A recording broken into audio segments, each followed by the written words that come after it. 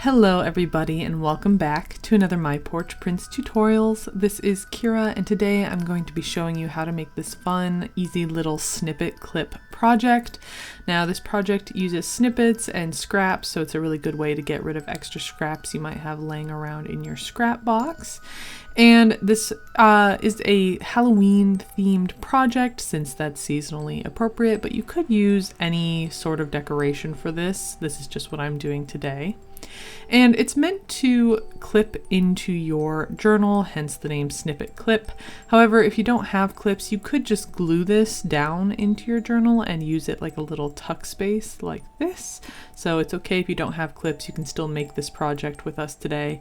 And another use for it could be potentially as like a journal topper for decorating like the front cover of your journal. So it's pretty versatile for being such a simple project. And I'm topping mine with a snippet, but you could use a faded photo, or if you have like a hidden paper clip like these Halloween ones we have, that could work as well and look really nice. So feel free to use whatever you have on hand. But to get started, I am going to be grabbing a piece of thin chipboard. This is 5.5 by 8.5 inches, and we have a link to this in our Amazon affiliate shop. The link is down in the description box if you're interested in getting some of these. However, you could use like a cereal box or something like that as well. It doesn't have to be 8.5 by 5.5. That's just what these pieces happen to be. And I'm going to be cutting mine in half using an X-Acto knife. So again, it doesn't have to be this size. It's okay if it's a little bit longer or shorter or whatever. This is just kind of what I'm working with to start as my base. So once you've got that cut out, don't worry if it's a little bit rough on the edge, because we are actually going to rough it up on purpose. Now, again, you don't have to do this if you don't feel safe doing it, but I'm just taking the edge of my X-Acto knife or some scissors and just kind of roughing up those edges. Just be careful not to hurt yourself in the process. We just want to add a little bit of texture, and I'm going to use some Distress Oxide in the color Ground Espresso to bring out that distress just a little bit more. Alright, so this is kind of what it looks like to start. Now we can go ahead and begin distressing the corners, just giving it, again, more texture. We want this to look kind of rough, kind of beat up. So I'm going to peel the layers on this and then just go over it again with some of that distress ink, just to kind of bring out that corner and make it pop a little bit. And I'm going to do that to one of the top corners and one of the bottom corners as well, just kind of folding them up, peeling at them a little bit. Just trying to make things have a little more texture. All right, and the next thing I'm going to do is take a lighter shade of paper. This is a coffee dyed paper, just a scrap from the scrap box that I cut down to size and went over with some distress ink. And I just wanted it to be slightly smaller than my piece of cardboard, and we're going to kind of continue that process with various scraps. So again, I'm taking one that has a little bit of a script print on it here. I just wanted a little bit of contrast with that plain background. And I'm going over the edges with this like blade paper distresser. This is from Tim Holtz. Again, it's linked in our Amazon shop. And I'm just going to go over a few of the edges just to make them a little bit fuzzier, a little bit more torn. Again, texture is the word of the day today. And again, using some distress ink to bring out the contrast on the edge just a little bit, not too heavy. All right, and once your edges are successfully distressed, we can go ahead and move on to the next piece, which I wanted to really bring in the contrast here. So I'm going with this dark sort of black gray sheet of paper. And again, I will have links to all the kits used today in the description box below if I can find them. Again, some of these are coming from my scrap box, so I'll try my best. But going over it again with the paper distresser, tearing the edges by hand to make them really rough. And I like to curl some of the edges on this one and then kind of just flatten them by pressing them down. And that's going to, again, give us more of that like 3D texture to this piece, make it feel a little bit more lived in, a little bit more old, distress, vintage, however you want to say that. And the white was standing out a little bit too much to me, so I am going to go over these edges again with that Distress Oxide, just kind of make it look a little bit older, a little more vintage. And then leaning into some different textures here, I'm going to grab a bit of this craft paper and I'm just going to tear it down. Again, every piece is just a little bit smaller than the one behind it. And I'm going to actually wrinkle this one up by just crumpling it into a ball, and then to kind of draw your attention to those wrinkles, I'm going to run some Distress Oxide just lightly over the raised edges of the wrinkles we made, and that's going to make them a little bit darker, make them stand out a little bit more, again, kind of give us that vintage feel here. And it's okay if you don't have craft paper, you can use anything you want. You could use, you know, pieces of fabric if you wanted or something like that. You're just creating texture, layers, contrast, things like that. And to really add to that layered effect, I'm going to be grabbing some of my Halloween snippets. This is using our Halloween snippet kit.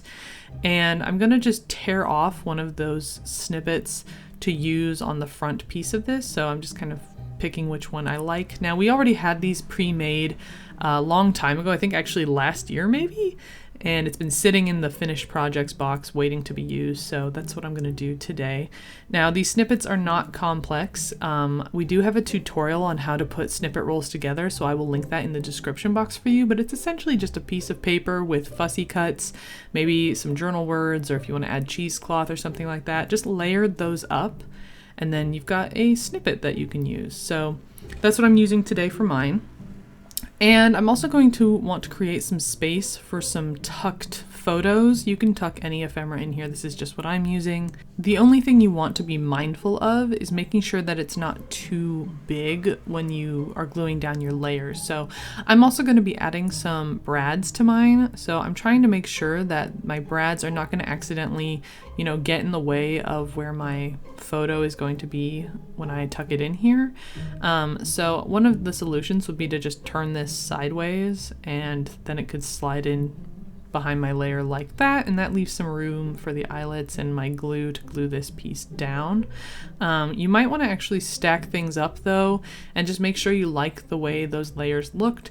I wasn't loving this piece. I feel like it's a little too big, so what I'm actually going to do is tuck the second photo I have, the one of like the spooky house, back there, and this larger piece I'm going to create another layer in the back of my entire piece towards the end here, and that's going to be for larger ephemera pieces, so I can tuck things, you know, underneath this panel here. And again, you don't have to create tuck spaces if you don't want to, and you don't have to glue everything in the center. You could do kind of like a staggered sort of staircase effect with your scraps if you want to, and that would leave room at the top for maybe like some sort of a label or a charm or something like that. You can just cut any extra you have off of your snippet from the side and work with that shape if you like. Now, for this first piece, my camera died and didn't record. Essentially, I just added glue to the top and bottom of this little panel and then glued it on at a slight angle. Nothing too crazy here, just leaving room for tucking ephemera behind it. And then I'm doing the same thing basically with all of my layers, is just adding some glue and gluing them down one on top of the other, getting, you know, smaller and smaller. And you can make as many tuck spaces as you want. You could glue all of your pieces down like this so that you could hide multiple things between the layers, or you can just glue everything down on top of itself and not worry about tucking ephemera. It's really as complicated as you want to make it. I do like to check in every once in a while and make sure my layers are, you know, where I want them to be and not getting too hidden by my larger snippet piece. But once I'm happy, I can just go ahead, glue everything down. Again, make sure that you have room for your clip at the top if that's something you want to do. And I am using Fabri-Tac glue if anyone's interested. Again, link in the description box under our Amazon affiliate links. But yeah, just use any glue of your choice. We like this one because it's not water-based and won't wrinkle paper, although today we have a lot of wrinkles in our paper, so it doesn't really matter. Just use anything that works for you. All right, so the next thing I'm going to do is add some brads. Now these aren't functional in any way, they're just pretty, so you don't have to do this, but if you want to, I do recommend getting out a crocodile punch. I'm using the 1/8 punch here for this, and I'm just going to add holes to all of the corners, just 4 little holes here, and I am going to mark them with a pencil to try to get them as straight as I can, but it doesn't have to be exact. And the crocodile punch works really well, goes right through the chipboard, no problem. So if you struggle with that, this might be a good investment for you if you're you know, have trouble getting enough strength to punch holes through things, this makes it really, really simple. So I'm gonna go ahead and do that. And now I can add these little brads that I have. Now these ones are a little bit larger. They have like a rounded top to them and kind of a copper color I thought suited this project. So that's what I'm using. You can get these on Amazon, or you can find, you know, different varieties of these at like craft supply stores or office supply stores. So just go looking for ones that suit you. And here's what it looks like when those are all settled in. Just flattening those prongs on the back to keep them in place. And if you want to, you can take a hammer and actually flatten these down, and that's going to give them a slightly more distressed look and a different shape, as well as making them, well, flatter. So if you have a journal that's really thick, this might help save just a little bit of extra space when decorating. All right, so that's kind of the difference between those two. Now for adding the photos, I said we were going to put a larger panel on the back. So to do that, I'm just grabbing a piece of coffee dyed paper. Again, you can use any paper. And I'm going to create a border here. So I'm going to kind of glue this down in the corner. I do want to make sure that when I'm adding glue, I leave room for the ephemera piece that's going to tuck back here. So I want to keep my glue as close to the edge as possible, and also make sure that my prongs are kind of facing inward so they're not sticking out awkwardly. So again, taking that Fabri-Tac, just making a nice thin line near the edge here, gluing it down to that sheet of paper, and I'm just going to cut, leaving a border, and you can trim it down until it looks more even. You can measure if you like. I hate measuring, so I will not be doing that. Instead, I'm just going to finish it up with some Distress ink and start tucking away my little pieces here. So you can see this goes behind that back panel in the front, and this one goes behind the larger panel around the back of the entire piece. Now, if you have trouble grabbing these things, you can make like a little tab for them. So I'm going to take some ribbon here, just a small piece, maybe 1.5 inches, 2 inches, and folding it in half, I'm going to have it go in the upper left corner of this piece, and I'm just gonna kind of tuck it behind it like this. And you could use glue or sew if you want, but I'm just gonna make things simple on myself and grab my very ancient stapler here, old reliable, and I'm gonna staple these layers together. Now, sorry if you can't really see this. To do it at a safe angle, I needed to put it on the table, get my fingers out of the way, and there you go. Just staple it together, and it makes a pretty solid little tab here. If you wanted to, you could put something on the back to hide it. I'm just gonna keep things simple today. And to finish it up, I am making a little charm here using a bulb pin. I also have some Halloween themed charms here, this little spider and key. Again, we got those off of Amazon.